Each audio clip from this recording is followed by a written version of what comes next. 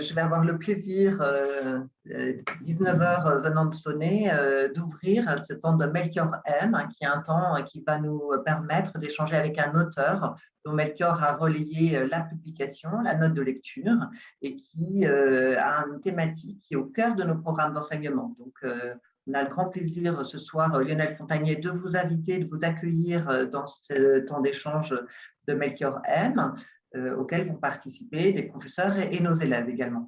Et j'ai également le plaisir d'inviter Vincent Barou à interagir avec vous pour tout au long de cet échange. Vraiment, je vous remercie et maintenant, je vous laisse la parole. Vincent, c'est à toi. Merci Béatrice. L'opinion publique est partagée quant à l'opportunité pour un pays de s'intégrer à la mondialisation. Certains y voient plutôt des avantages, d'autres plutôt des inconvénients. Dans un contexte de montée des inégalités et de menaces sur l'emploi, la question des salaires, du pouvoir d'achat et de l'emploi prend tout son sens.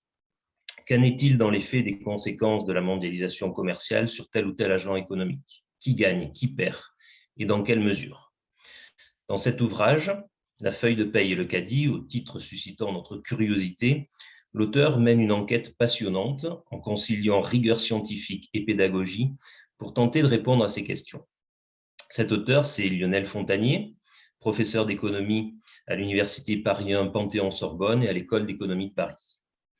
Je lui laisse la parole et le remercie de bien vouloir nous présenter son ouvrage. À l'issue de cette présentation, je lui poserai les questions que je vous invite à écrire dans le chat. Je vous remercie, Monsieur Fontagnier. Merci Vincent Barou d'animer cette session. Donc vous avez rappelé le titre de l'ouvrage que j'aurai le plaisir de vous présenter brièvement, je n'y reviens pas. Il s'agit effectivement de regarder la question des ajustements du marché du travail au choc de la mondialisation. Et comme c'est un sujet un petit peu aride, j'ai choisi de faire cela sous la forme d'une enquête. C'est une enquête dans laquelle nous allons essayer de rassembler des preuves, nous allons identifier des suspects, nous allons découvrir des indices, nous allons chercher l'ADN du coupable et nous allons aussi avoir des complices. Donc, c'est cette enquête qui est menée dans cet ouvrage et c'est le moyen finalement de rendre accessible la très grande littérature d'un niveau de complexité très élevé sur le plan de l'analyse économique, sur le plan économétrique que nous allons utiliser. Alors, vous l'avez rappelé, Vincent, le point de départ de l'ouvrage, c'est ce qu'on appelle communément la fatigue de la mondialisation, qui s'est réalisée autour de nous, si on fait une analyse rapide, dans le Brexit, dans le Trumpisme, et qui a des échos dans d'autres pays, y compris le nôtre. Et donc, ça correspond en fait à deux faces de la mondialisation dans les enquêtes d'opinion. Tout d'abord, l'idée que ça a un impact, cette mondialisation, sur le marché du travail, et puis en même temps, une idée que ça a un impact sur le pouvoir d'achat. Et en réalité, ces deux opinions s'opposent, d'où le titre de l'ouvrage. Donc, pour faire vite, si l'on prend les sondages Eurobaromètre, donc les sondages qui sont réalisés au niveau européen, pour ce qui concerne la France, il y a eu un sondage en 2017 qui nous disait que la mondialisation était positive pour les Français à hauteur de 42%, ce qui est moins que 50%, donc moins de la moitié des Français interrogés. Elle tend à augmenter les inégalités, les trois quarts des personnes répondantes, et c'est une menace pour l'emploi, 59%. Donc ça, c'est la face négative. Et puis, du côté positif, vous avez 3 Français sur 5 qui déclarent bénéficier du commerce international, 3 sur 5. Et parmi ces 3-là, il y en a la moitié qui disent qu'ils ont un choix plus grand de variété. Il y a plus de choix de produits. Et il y a la moitié qui dit en fait que les produits sont moins chers. Donc, on a cette ambivalence qui a justifié le titre de l'article, de l'ouvrage, pardon, et la démarche qui a été retenue.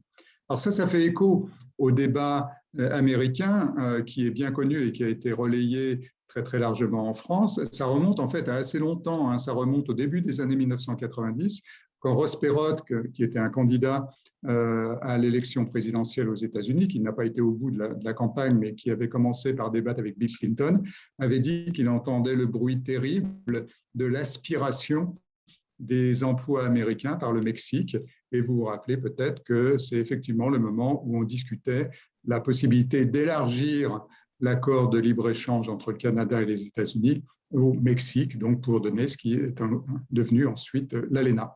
Et puis, maintenant, si on continue pour aller plus près de nous, en 2011, donc vous voyez, 1992 d'un côté, 2011 ensuite, il y a eu ce livre de Peter Navarro, qui était un conseiller de Trump, qui avait un titre qui se passe de commentaires, qui était Death by China, donc pas besoin de le traduire à cette audience, on voit bien quelle est l'orientation de ce livre. Et donc, sur cette base-là, on a un peu transposé en France très souvent les débats qui ont eu lieu aux États-Unis sans beaucoup de précautions, alors que la situation est en réalité assez différente, à la fois du point de vue des inégalités et puis aussi du point de vue de la place de la Chine dans les échanges. Alors, qu'est-ce qui s'est passé en réalité depuis 30 ans, si on veut faire un bilan de la mondialisation depuis 30 ans, depuis une génération, si vous voulez? Eh bien, on a eu une déformation de l'économie mondiale en direction des pays à bas salaire. Donc, le centre de gravité de l'économie mondiale a bougé pour aller vers l'Asie et vers les pays à bas salaire. Et ça s'est accompagné d'une baisse formidable des coûts de transport. Sur 30 ans, ils ont baissé de 40%. Ceci grâce, par exemple, à la conteneurisation et d'un effondrement des coûts de communication, des coûts de traitement de l'information. Nous en avons un exemple ce soir. Il est aujourd'hui possible de communiquer d'un bout à l'autre de la planète en temps réel à un coût à peu près nul. Et donc, c'est cet ensemble de choses qui a permis de réorganiser les chaînes de production au niveau mondial. Et c'est vraiment le choc de mondialisation dont on parle souvent. Et le jalon important dans tout ça, celui qui est retenu par beaucoup d'études économiques pour faire une sorte d'expérience naturelle, eh bien, c'est l'entrée de la Chine à l'Organisation mondiale du commerce. Et vous avez tous en tête que donc c'est en 2001. Donc, la part des produits chinois, quand vous regardez le made in des produits, la part des produits chinois dans votre caddie a été en fait multipliée par 5 en 15 ans. Et donc ça, c'est un bon environnement scientifique pour regarder quelles sont les conséquences de tout cela, et je vais y revenir ensuite.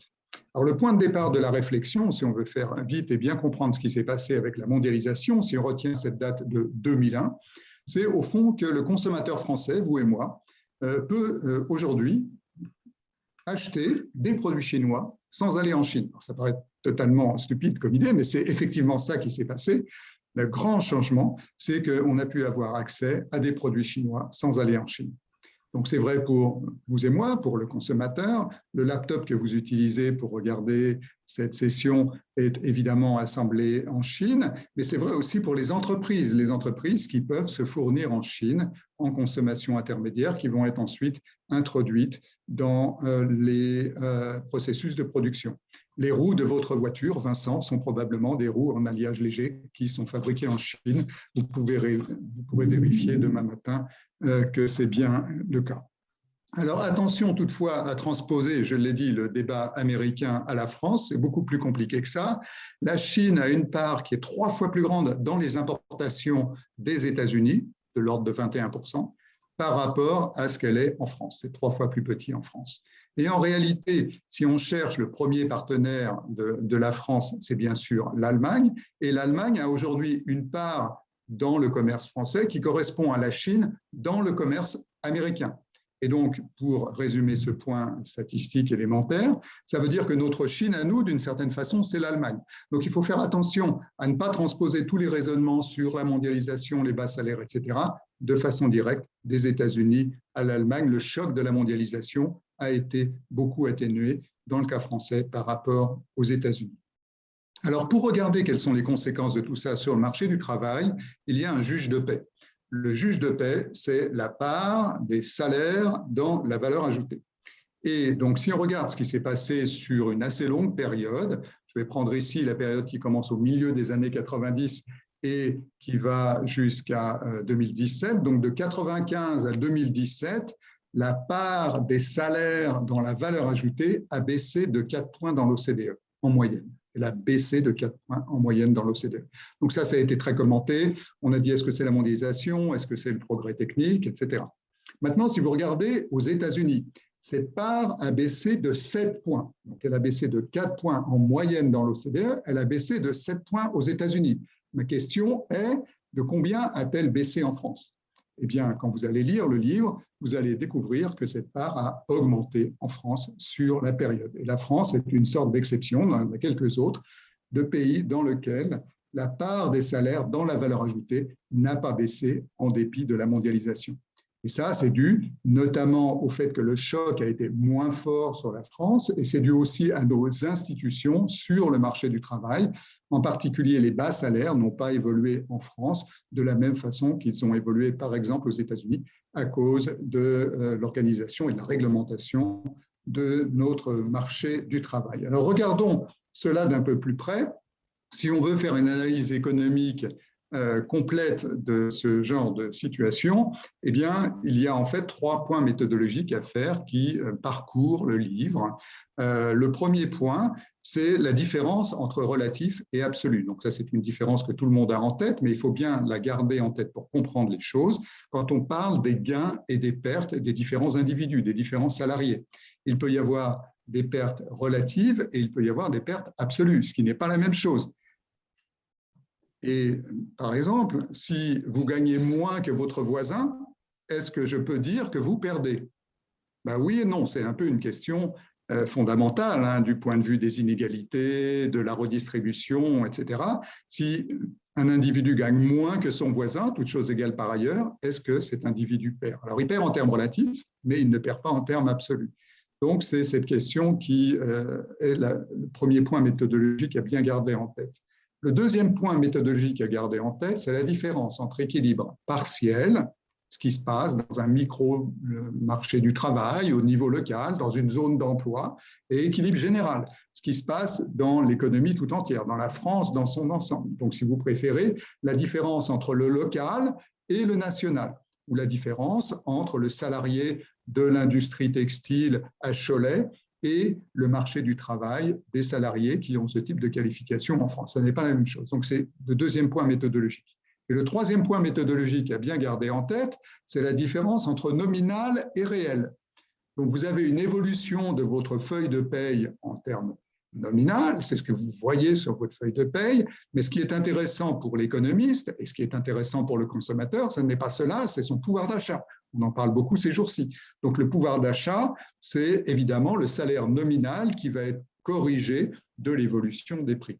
Et on voit bien, et c'est là le titre de l'ouvrage résonne, on voit bien qu'on va avoir un impact sur les salaires via l'impact sur le marché du travail et on va avoir un impact sur le pouvoir d'achat.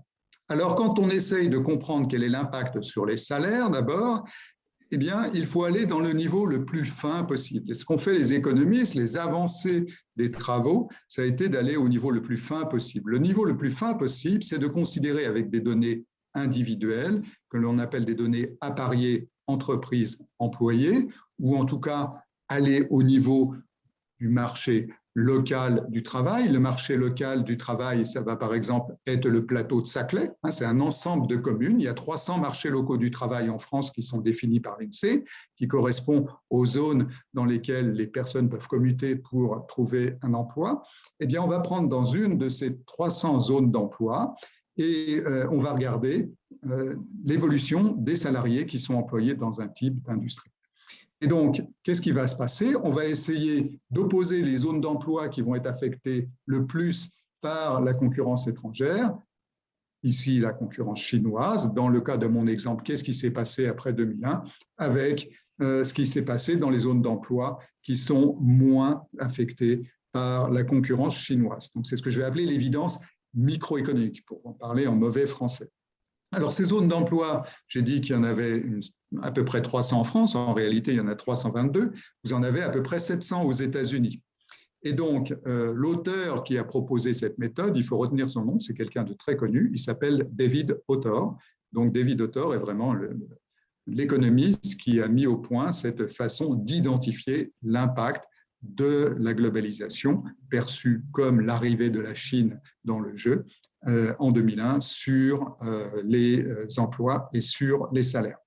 Et donc, si vous regardez ce qui s'est passé avec cette logique aux États-Unis, si vous agrégez les pertes d'emplois dans les différentes zones, vous arrivez à 2 millions d'emplois qui sont perdus aux États-Unis du fait de la concurrence chinoise. Donc ce chiffre a été beaucoup repris aux États-Unis, il a été beaucoup repris dans la campagne électorale de Donald Trump, et ce chiffre a été considéré comme quelque chose de tout à fait effrayant, alors qu'en réalité, évidemment, rapporté au nombre d'emplois aux États-Unis et surtout au turnover, donc les entrées-sorties des jobs aux États-Unis, c'est quelque chose qui n'est pas aussi grand que ça. Alors, si on veut regarder ce qui se passe en France, le même calcul a été fait pour la France sur la période 2001-2007, donc on s'arrête à 2007 à cause de la crise, etc.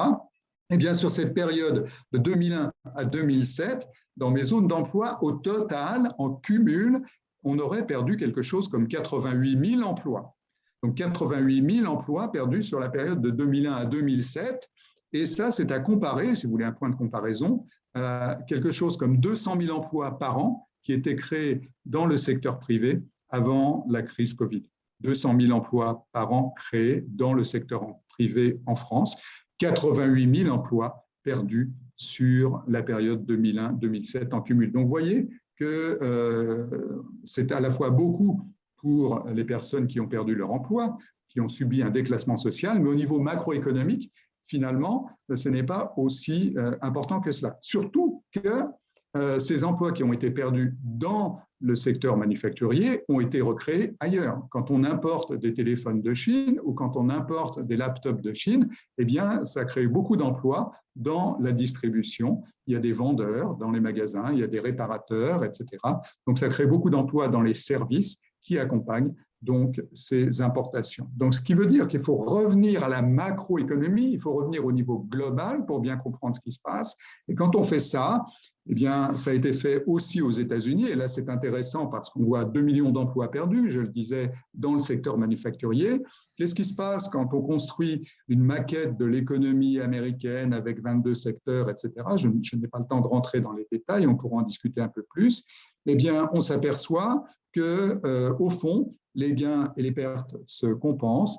Et si on peut dire quelque chose sur la mondialisation, c'est qu'au fond, elle n'a pas créé d'emplois, elle n'a pas détruit d'emplois ou dans des proportions tout à fait marginales aux États-Unis. Donc ça, c'est l'espèce d'encéphalogramme plat qu'on a.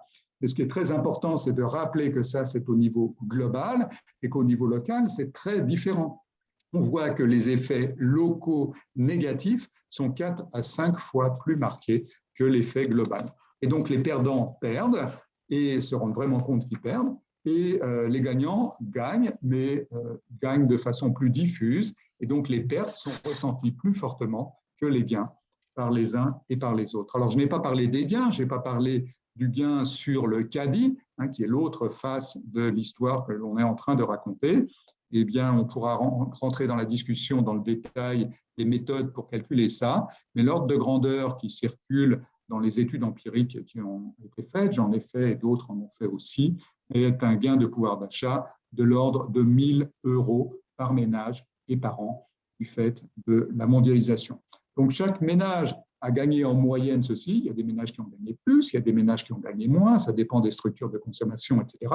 Mais vous avez à côté des ménages qui se sont trouvés dans des situations où effectivement le job a disparu parce que vous étiez employé dans une industrie qui a été concurrencée et ça a été très difficile de retrouver un emploi. Donc, ça va être mon dernier point. Quels sont les types d'emplois qui ont été très, très fortement affectés et quelles sont les explications? Eh bien, quand on rentre dans le détail de ces méthodes, et c'est là qu'il est intéressant d'avoir des données sur les caractéristiques des salariés, sur les caractéristiques des emplois, sur les caractéristiques des entreprises, sur la localisation des entreprises. Donc, ce qui ressort de tout ça, et c'est aussi cette littérature, la David Autor, qui le montre, c'est que ce qui compte au fond, ce n'est pas l'industrie dans laquelle, ce n'est pas tant l'industrie dans laquelle vous êtes employé. Ce qui compte, c'est le métier que vous faites dans cette industrie. Et le métier se définit par un ensemble de tâches. Donc, il y a des tâches qui sont répétitives et il y a des tâches qui sont cognitives. Les tâches qui sont répétitives peuvent facilement être automatisées ou facilement être délocalisées. Et donc, ça, c'est le point qui est très, très important. Qu'est-ce que c'est qu'une tâche répétitive? Il faut s'entendre là-dessus. Eh bien, pour savoir si les tâches que vous faites dans votre métier sont répétitives, vous devez juste poser la question, est-ce que je fais quelque chose qui peut se résumer par l'algorithme que tout le monde connaît, if, then else. Donc, si ce que vous faites peut être remplacé par l'algorithme if, then else, vous pouvez être victime du progrès technique ou vous pouvez être victime de délocalisation de la production ou de la concurrence des pays à bas salaire. Et donc, ça veut dire que ce n'est pas tant l'industrie dans laquelle vous travaillez qui est importante, ce n'est pas tant l'entreprise dans laquelle vous travaillez. Ce qui compte, au fond, c'est le type de tâches que vous faites. Et donc, si vous faites des tâches répétitives, eh bien, vous êtes dans une situation qui est fragilisée. Et voyez que, en disant ceci, j'ai parlé aussi du progrès technique, parce qu'au fond, la mondialisation est aussi une forme de progrès technique. Et ce qui veut dire que les salariés qui sont d'une certaine façon à l'aise avec la mondialisation, les gagnants, ceux pour qui la feuille de paye augmente et pour qui le pouvoir d'achat augmente, donc ceux-là ne se soucient pas trop d'eux dans le livre parce que c'est des grands gagnants, hein, ils gagnent sur les deux tableaux, sur la feuille de paye et sur le pouvoir d'achat, eh bien ceux-là qui sont très à l'aise avec la mondialisation parce qu'ils font beaucoup de tâches cognitives ou en tout cas des tâches non répétitives, sont aussi à l'aise avec le progrès technique. Et c'est pour ça que c'est si difficile dans les études empiriques de dissocier ce qui relève du progrès technique et ce qui relève de la mondialisation, puisque les deux, d'une certaine façon, s'auto-alimentent et marchent du même pas. C'est pour ça que les études cherchent des chocs de mondialisation, comme l'arrivée de la Chine, que j'évoquais à plusieurs reprises, pour bien identifier ce qui relève de la mondialisation et ce qui, d'une certaine façon, est considéré, à tort ou à raison, comme indépendant de la mondialisation, du progrès technique, pardon, parce que si nous pouvons échanger avec la Chine, c'est aussi, je l'ai dit, grâce au progrès technique, grâce à la conteneurisation des transports.